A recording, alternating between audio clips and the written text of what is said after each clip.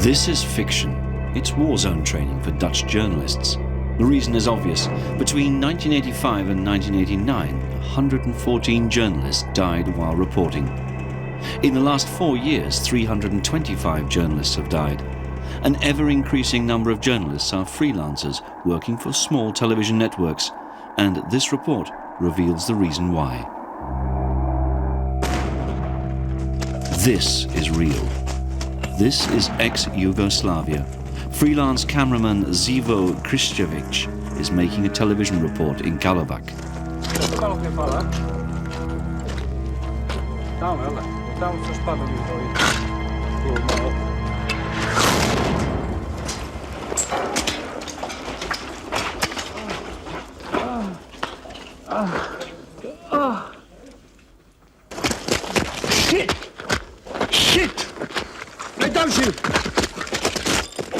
Kristjevic dies after a grenade attack. Autumn '94. Tony Bertley is not a freelancer. He's working for the major American network ABC. Protected by a bulletproof jacket, he's reporting from the Bosnian trenches. His jacket costs $30,000.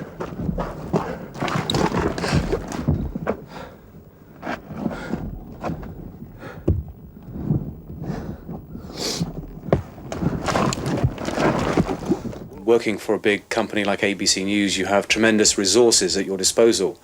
Not just people, but money. You have facilities. We have armoured cars, we have film crews, we have translators, drivers, we have satellite phones. Sometimes we even have our own satellite dish. And all of that makes it so much easier to operate and get the stories out. Now, if you're in a small company and you've got a restricted, limited budget, you can't do half of what I do. I'm very fortunate that I can cover this story as best as anybody can with the resources. Now, a small company would come here and they would have many obstacles immediately. Money means, you know, you'd have to spend $1,200 a day for an armoured car. And to go to some areas, it's essential to have that if you want to come back alive. Smaller companies get very upset. And if I was a journalist on a smaller company, I would be very upset because, you know, we're not any better than journalists in the smaller companies. That we just have the opportunity to do more and to go more places. And they can report things just as well, but they don't have the budget, they don't have the money. You need to be able to know that you're insured because a lot of people do come here, freelancers in particular, and they're not insured. And that means if anything happens to you, and I know because I've been wounded, if you didn't have a big company behind you and with insurance, then you're on your own. You lose work, you lose money, you can't support your family if you have one.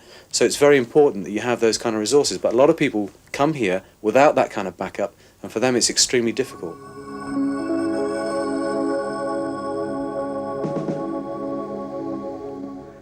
Buonasera, edizione straordinaria per una. Good evening.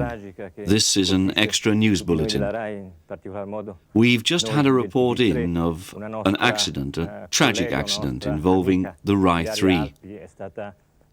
One of our colleagues, one of our friends, Ilaria Alpi, died an hour ago in Mogadishu. She was killed together with her colleague, her cameraman.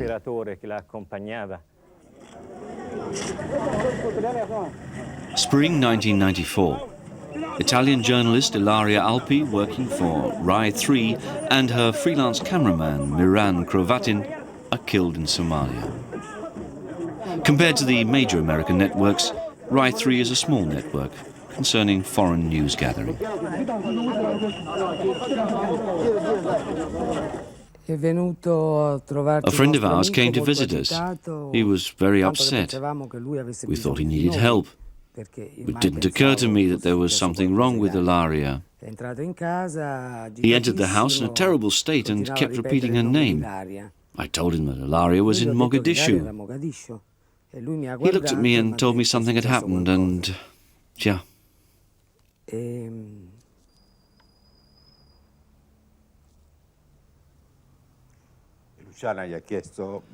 We asked what had happened. Ilaria is dead, he said.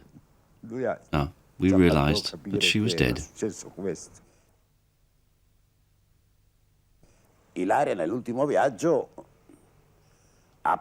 On her last journey, Ilaria had to cut down on expenses in a big way. She had a very low budget, $2,200. That was $220 for a day. And for that, she had to hire a car, a satellite link, and an escort. But when you realize that a security guard costs $320 a day, well, so she decided to cut down on security. She had just one very young guard. He was still a kid, armed with some cast-off gun.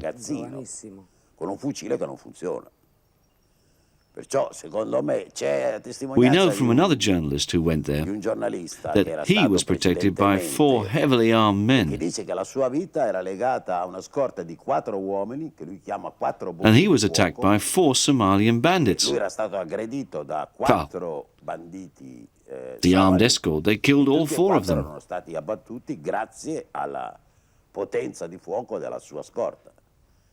But Ilaria, she just had one boy. What could he do against 6 men? So she died. Su quella croce vi è stato ucciso, non per colpe sue, ma per essersi messo, come hai fatto tu, dalla parte dell'umanità che soffre. Ilaria ci raccontava. Ilaria told us CNN worked with an 18-person crew. The journalist had a producer who fixed everything, fixed the escort, fixed the car, and the hotel and the contacts with the people who had to be interviewed. He fixed all that. The journalist, he just did the interview. She admired that kind of working a lot, because she had to make the contacts by herself. She had to find a car, she had to get an escort from somewhere, she had to do everything. The Rai Broadcast Center in Rome. This used to be Ilaria's base. Here her chief editor, Massimo Locke, decided to send her to Somalia, though he knew some of the basic requirements concerning his journalist safety had not been fulfilled.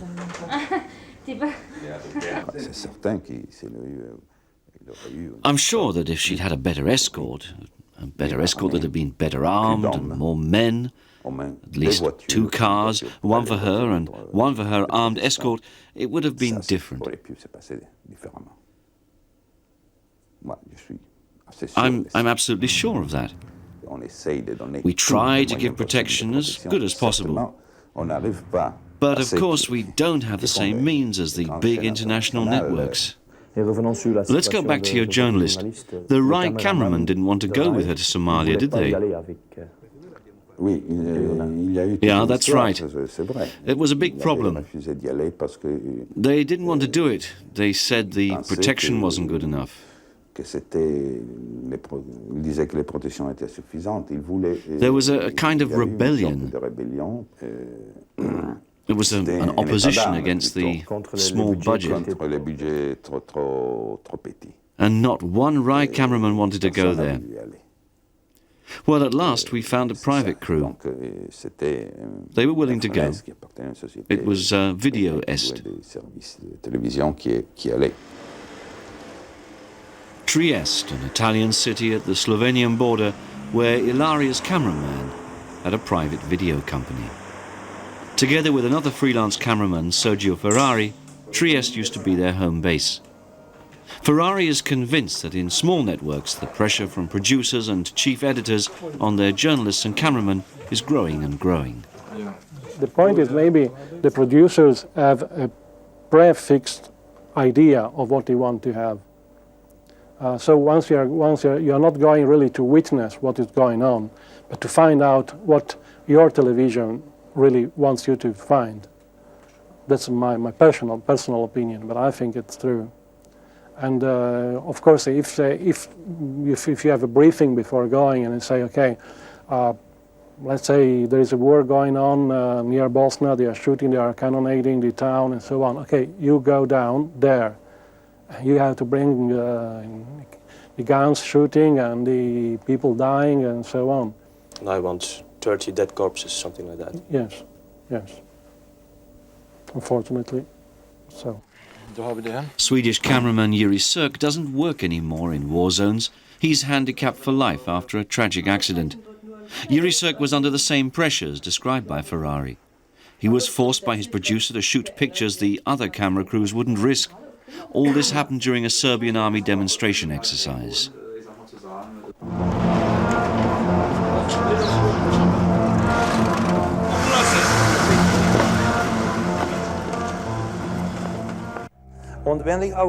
So I was sent over there to stand there and film the exercise. There I was standing there and I felt like a man just without any clothes on.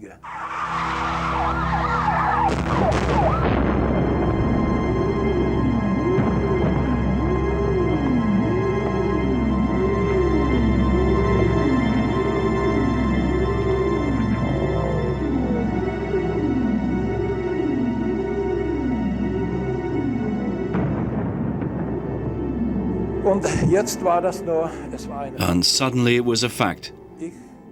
I'd lost one of my eyes. The other networks that were there, with their journalists and their reporters, they were filming there. They just wanted to show what was happening, what they termed as reality. In fact, it was a demonstration exercise from the Serb soldiers. And that's also the way they took their pictures.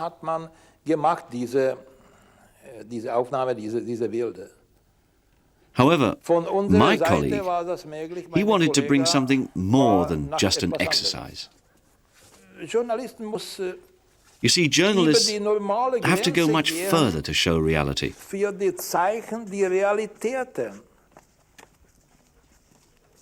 We're just a team of two. Swedish television is not the BBC or another big network. We just drive up in an ordinary Mazda 626 and say, "Oh, hi there, we're from the Swedish television." And then we ask, "Hey, where's the war?"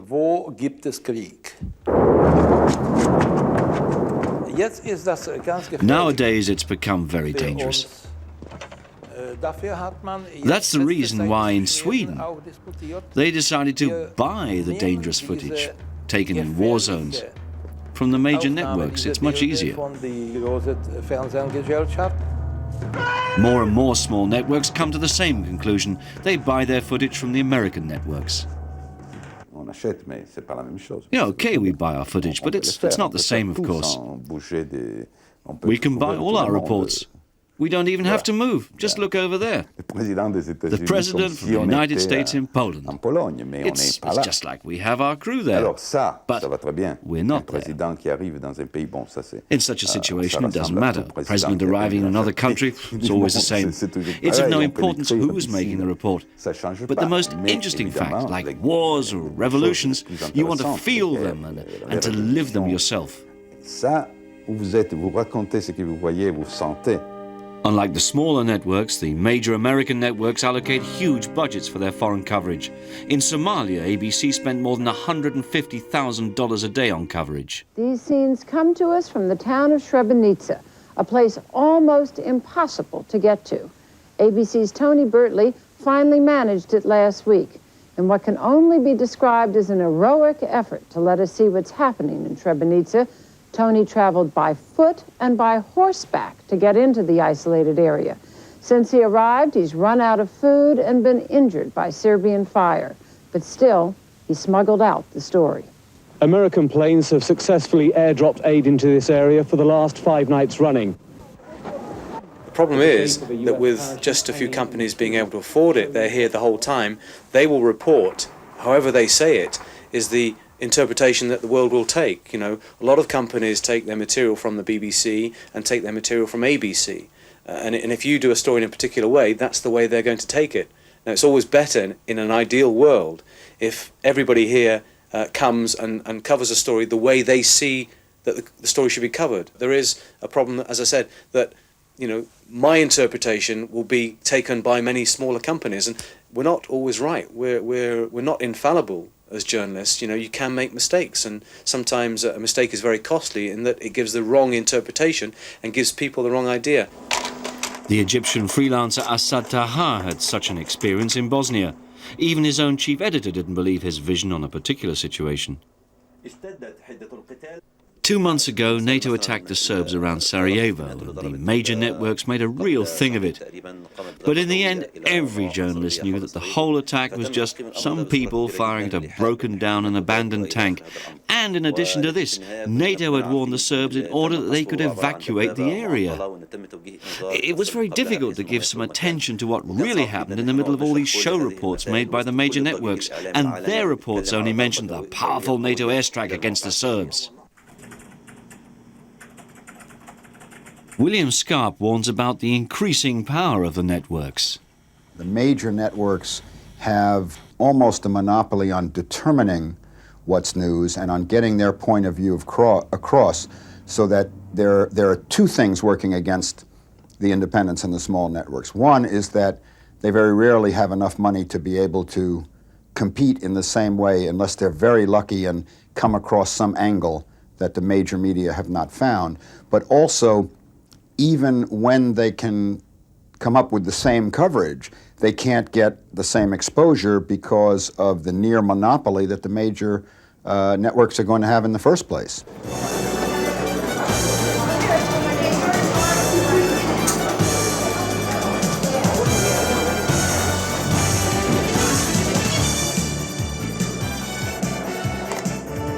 CNN journalists are aware of the fact that they can work with budgets and facilities which go beyond those of other smaller networks.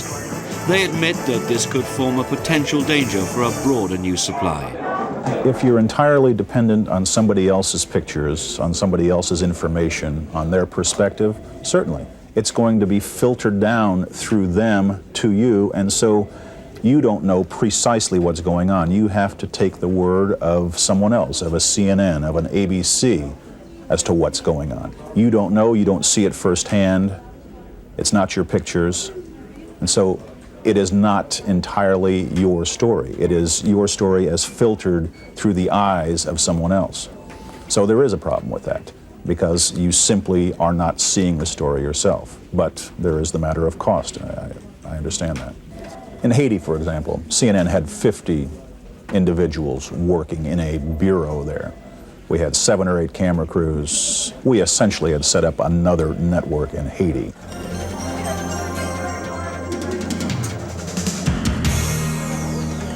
Because of CNN's big budgets, the safety of their journalists in war zones is assured. This guarantee of safety is one of the reasons why these big networks can work with such large crews. The man involved in the safety for CNN journalists reproaches the small networks for sending freelancers to war zones without any protection. I just was recently in Rwanda and dropping some equipment off only, and there were a couple of freelance journalists who were going in from Kenya to Rwanda, and they were asking us if they could stay with us, if we could provide them with this and provide them with that. And that really, we know that we can't, and if we can, we will, but we've already stretched ourselves to the limits. You know, the question we always ask is, why would an organization send someone to a place like this without really knowing the dangers that exist?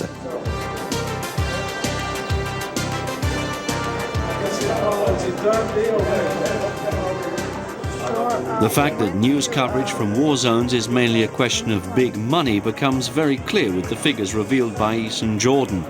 This CNN top executive has always worked at the world's global newsmaker.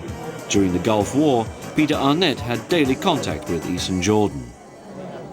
If you don't have the experience of working in a place like Mogadishu or Sarajevo, I mean, these are not places where you just parachute in and start covering the news. You need to have an infrastructure in place, if at all possible. You need to have people who have experience in that particular area, not just in some other war zone. Probably the majority of the freelancers who go to these places do not take what CNN would consider to be, proper measures to guard against some sort of tragic accident. But at the same time, of course, we have, I think, probably one of the most generous war zone insurance plans of any journalist organization in the world. We're in a very costly business. For instance, in the Gulf War, covering the Gulf War cost us about $25 million.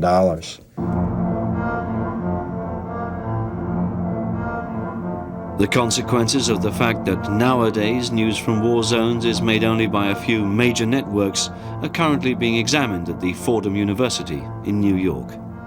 The U.S. media, particularly the big networks, are very used to now being pretty much spoon-fed at the live press conferences by the military officers and the press briefings, and pretty much accepting, in a combat situation, what those people are telling them.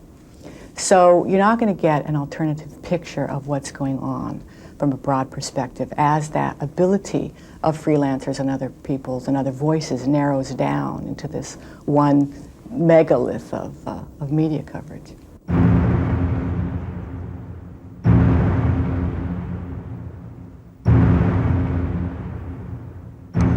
CPJ, the Committee for the Protection of Journalists, are examining the possibilities of smaller networks still working in war zones.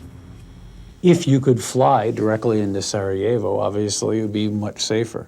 There are planes that go every day that the United Nations runs in and out of that airport. The United Nations says it is not their job to make it easier for the press to have access to the theater of operations in Sarajevo. Our view is that it is the United Nations' responsibility because it is a United Nations peacekeeping operation, and the only way the United Nations can operate is democratically, and you cannot have the informed consent of the member states of the United Nations unless the people, the citizens of those countries, get information about the conflict the United Nations is involved with, which they can only get from an independent press and independent news media.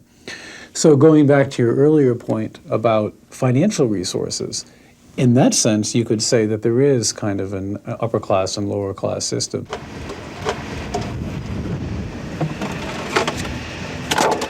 Réservoir spécial pour éviter les vols.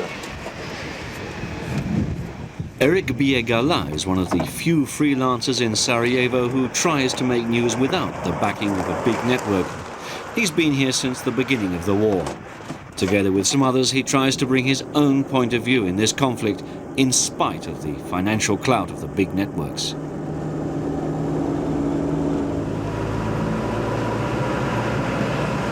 Ouais, bah ça fait une différence, oui. Of course, financial backing makes a difference. I just have to drive faster. Well, this car is a protected car. It's a lucky car. It's already received 8 direct hits, but there wasn't one which entered the bodywork. Bullets were stopped either on the roof or stopped by the wings or the weld, so yeah, I guess you could say, yeah, I'm protected. How are you protected? Oh, by luck.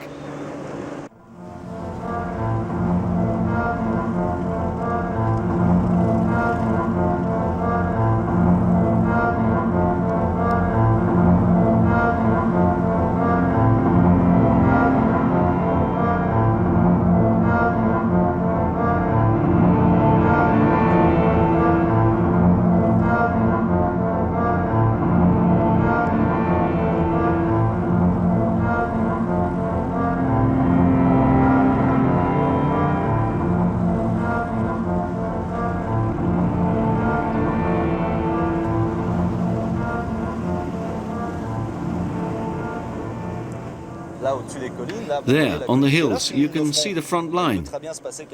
It's just a mile away, and if someone there decides to fire a grenade, we're in big trouble. Are the freelancers crazy? That's the way life goes. It's something you accept or you just don't. I know some guys who came here while it was real hell here. No, they just couldn't stand it. Our fear is a very personal matter. It's different for each of us. Some people can't stand it. But you can't reproach them. Some are more able to stand it than others, or for a lot of reasons. Well, if I die, I don't leave behind a wife or children.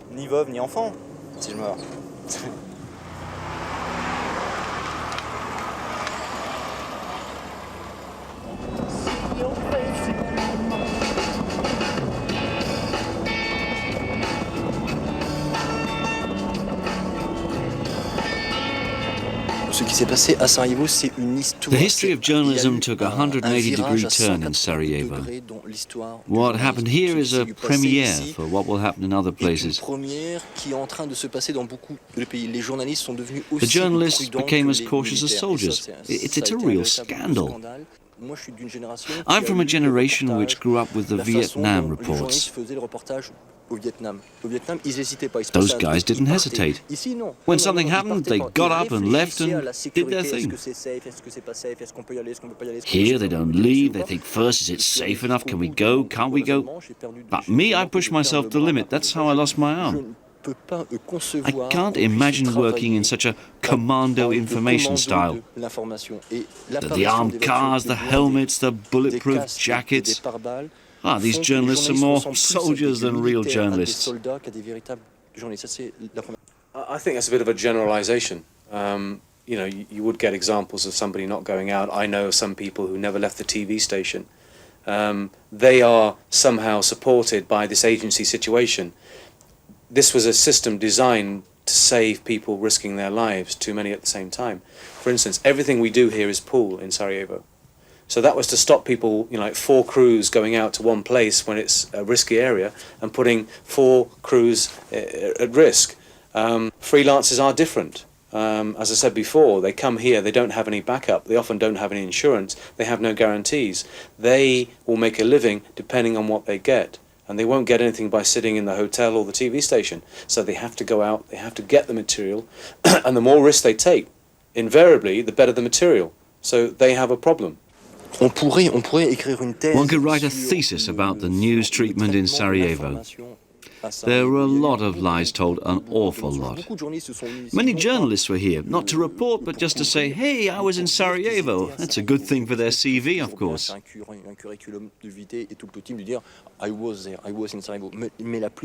But there was a minority of the journalists who went out in the streets to report, and the others, well, they just stayed in the bunkers. And you also have journalists who work in armed cars under the protection of the British Army.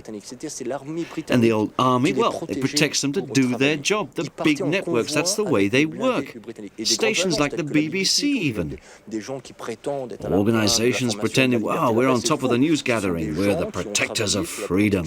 But they're just guys working under the protection of the British Army. This isn't journalism, this is just tour operating. I don't want to talk about it anymore. They're saying to young people, freelancers, well, if you get me something really good and tasty and very hot, I'll be interested, you know, but they won't give them a commission. They say, if you get, we'll pay you. So the person knows then he has to go to that place if he wants to make money. So, you know, I mean, I think some of the companies want their cake and eat it. They don't want to send their own people, or people won't go, but they want the freelancers without any ties to go and do that sort of thing for them. And they'll be very happy, and then they put it on their network and they say, look, an exclusive by whatever company it is. They will take the glory. Is that a healthy situation? No, I don't like that situation. I don't like that situation.